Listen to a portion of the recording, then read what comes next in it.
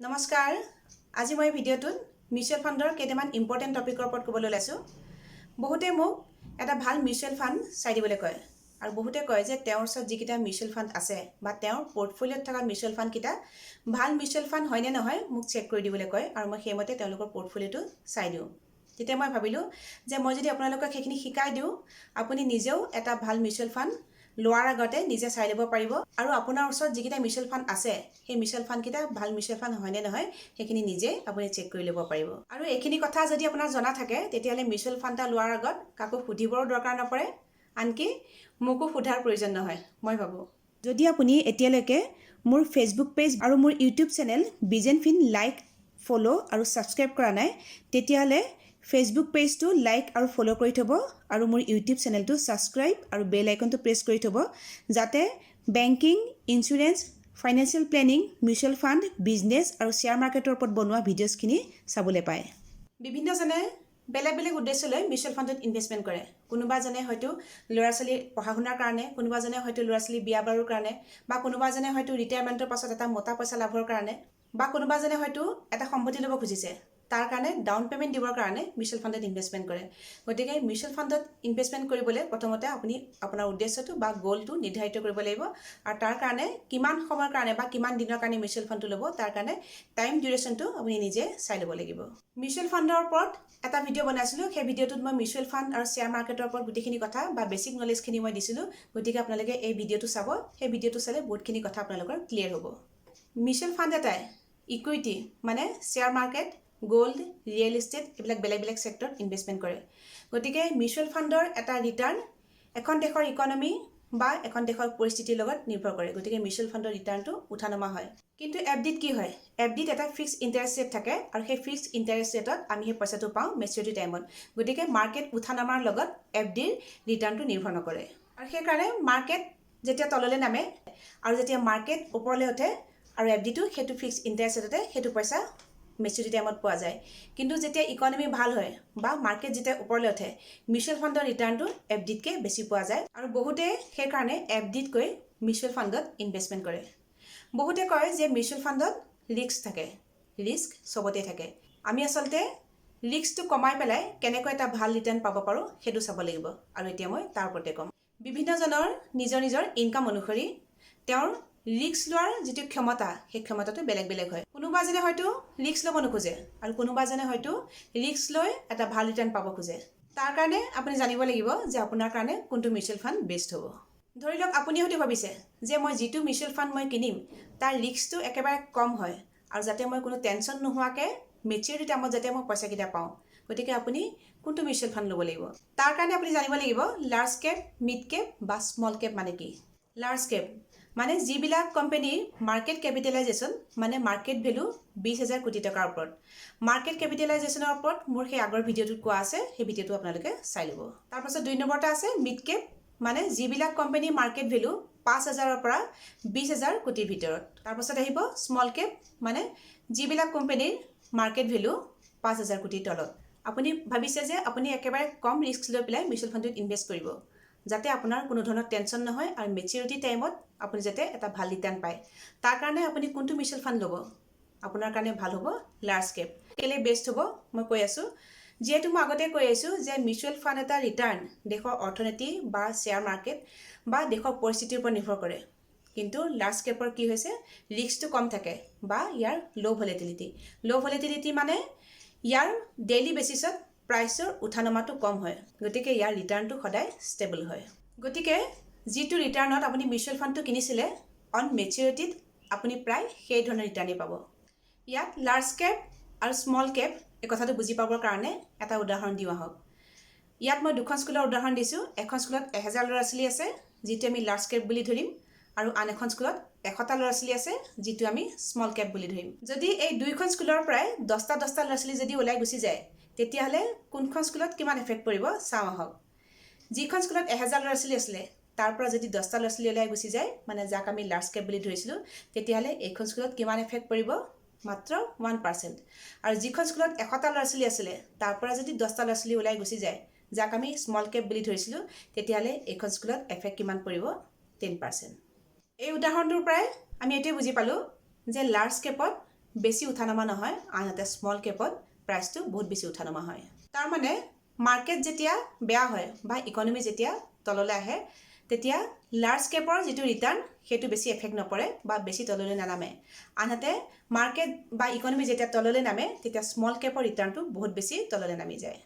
এতিয়া আকৌ আহোঁ ৰিস্কৰ কথাটোলৈ। ধৰি লওক কোনোবা এজনে অলপ বেছি ৰিটাৰ্ণ পাবলৈ বিচাৰিছে, তেতিয়া তেওঁ হয়তো অলপ ৰিস্ক ল'বলৈ সাজু হ'ব আৰু তেতিয়া তেওঁ কোনটো কেপৰ মিউচুৱেল ফাণ্ড ল'ব লাগিব? মিড কেপত। আৰু কোনোবা এজনে যদি বহুত বেছি হাই ৰিটাৰ্ণ বিচাৰিছে আৰু তাৰ কাৰণে তেওঁ ৰিস্ক ল'বলৈ সাজু হৈছে, তেতিয়া তেওঁ স্মল কেপৰ মিউচুৱেল ফাণ্ডত ইনভেষ্ট কৰিব লাগিব, য'ত হাই ৰিস্ক হাই ৰিটাৰ্ণ পাব। এতিয়া আপোনাৰ মনলৈ এটা প্ৰশ্ন আহিব, যদি স্মল কেপত ৰিস্কেই থাকে তেতিয়াহ'লে মানুহে স্মল কেপত কিয় ইনভেষ্ট কৰিবলৈ বিচাৰে? স্মল কেপত কি হয়, যেতিয়াই ইকনমি ভাল হ'বলৈ ধৰে বা মাৰ্কেট আপ হ'বলৈ ধৰে তেতিয়া মিড কেপ আৰু লাৰ্জ কেপৰ যিটো ৰিটাৰ্ণ সেই ৰিটাৰ্ণতকৈ স্মল কেপৰ ৰিটাৰ্ণটো খুব সোনকালে ওপৰলৈ উঠে আৰু খুব বেছি ওপৰলৈ উঠে। আৰু সেইকাৰণে বহুতে ভাবে অলপ ৰিস্ক লৈ পেলাই যাতে হাই ৰিটাৰ্ণটো পায় আৰু সেইকাৰণে বহুতে স্মল কেপত ইনভেষ্ট কৰিবলৈ বিচাৰে।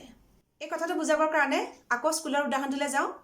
ধৰি লওক 2খন স্কুললৈ আকৌ 10টা ল'ৰা ছোৱালীয়ে এডমিশ্যন লৈছে। যিখন স্কুলত 1000 ল'ৰা ছোৱালী আছিলে তাত যদি 10টা ল'ৰা ছোৱালীয়ে আকৌ এডমিশ্যন লয় তেতিয়াহ'লে সেই স্কুলখনত কিমান এফেক্ট পৰিব? মাত্ৰ 1%, মানে 1% ইনক্ৰিজ হ'ব। আনহাতে যিখন স্কুলত 100টা ল'ৰা ছোৱালী আছিলে, যাক আমি স্মল কেপ বুলি কৈছিলোঁ, আৰু তাত যদি আকৌ 10টা ল'ৰা ছোৱালীয়ে এডমিশ্যন লয় তেতিয়াহ'লে তাৰ এফেক্টটো কিমান পৰিব, মানে কিমান ইনক্ৰিজ হ'ব? 10%। আৰু সেইদৰে আপুনি নিজৰ ইনকাম আৰু ৰিস্ক লোৱাৰ ক্ষমতা হিচাপে আপুনি এতিয়া নিজেই চাই ল'ব পাৰিব যে আপোনাৰ কাৰণে কোনটো মিউচুৱেল ফাণ্ড ভাল হ'ব, লাৰ্জ কেপ, মিড কেপ নে স্মল কেপ। আৰু আপুনি যিটো মিউচুৱেল ফাণ্ড ল'ব খুজিছে আপুনি কেনেকৈ জানিব যে সেইটো লাৰ্জ কেপ নে মিড কেপ নে স্মল কেপ?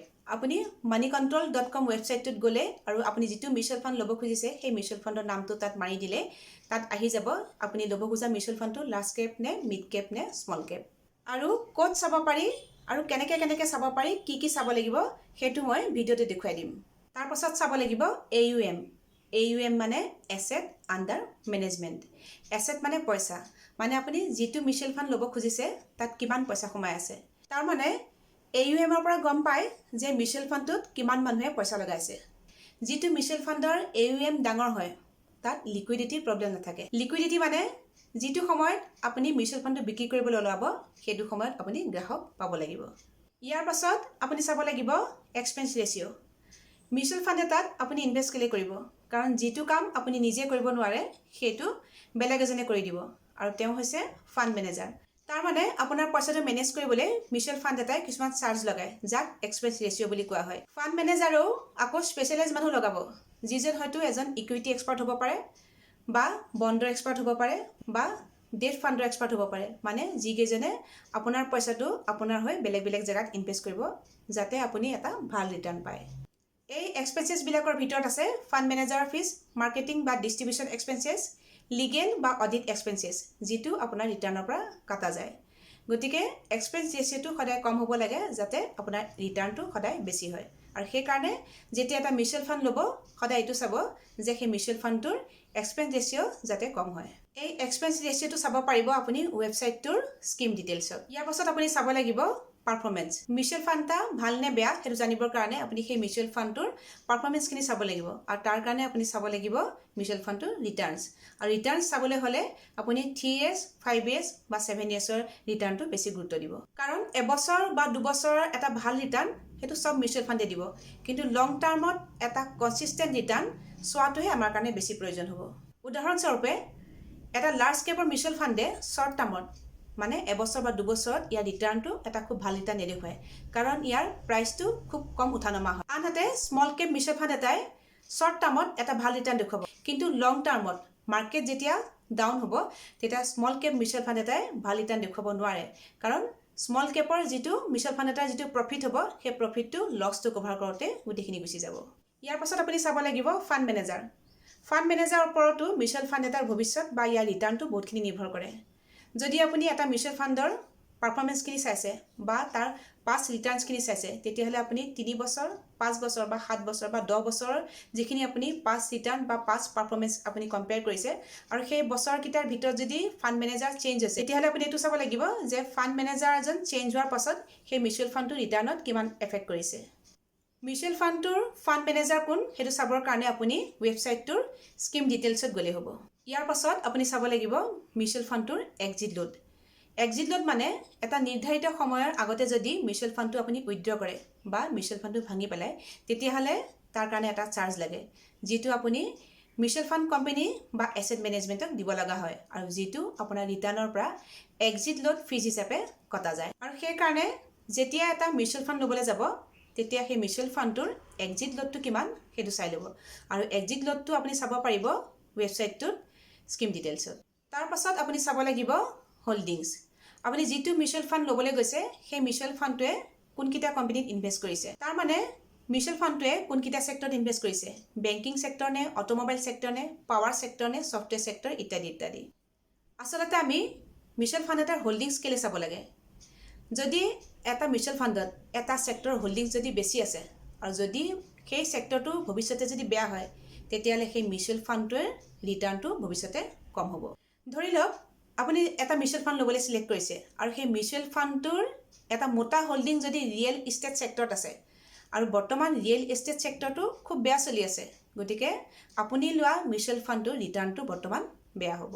আৰু আপুনি হোল্ডিংছ চাব পাৰিব ৱেবছাইটটোৰ পৰ্টফলিঅ'ত।